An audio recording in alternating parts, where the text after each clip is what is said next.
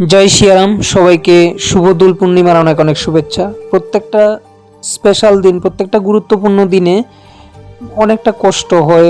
বাবারে হারাইছি বেশি দিন হয় নাই, মাত্র 2 মাস। তো এই 2 মাসে এমন দিন যায় নাই যে চোখের জল আসে নাই। প্রত্যেকটা দিন বাবার কথা মনে পড়ে, কারণ বাবা এমন একটা বট গাছ, যে বৃক্ষের ছায়া আমরা বড় হয়েছি। তো ওই বট গাছের ছায়া আমাদের মাথার উপর থেকে গেছে গিয়ে এখন প্রায় নিঃস্ব। তো হাসি খেলি মজাক যা কিছুই করি, কিন্তু বাবার কমি কোনো দিন পূরণ হওয়ার মতো না, কোনো দিন হইতো না।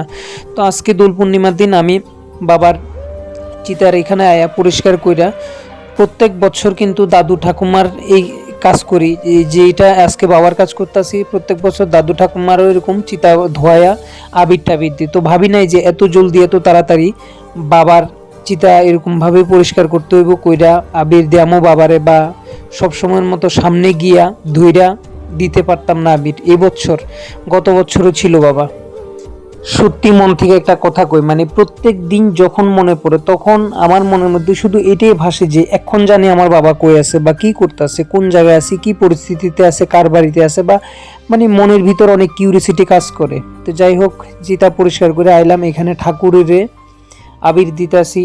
তো ঠাকুরের আবির দিয়া নমস্কার করে এরপরে যামু বাইরে। বাইরে গিয়া আমরা যেরকম প্রত্যেক বছর দিই তুলসী তলে, মানে তুলসী গাছের চারু কিনারে আবির দিমু। আবির দেওয়া শেষ হলে এরপরে যেগুলি করতে লাগে আর কি, আমরা সারা বছর কইরা আইছি, তো এটাই করতে আসি আজকেও।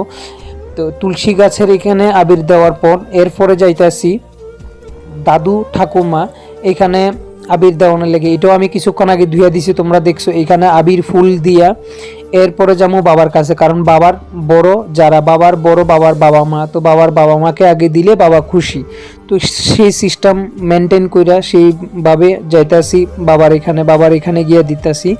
তবে বুক ফাইটটা যাইতাছে যে মানে বলার মতো আজকে না ভাষা আছে না কিচ্ছু আছে, কষ্ট অনেক।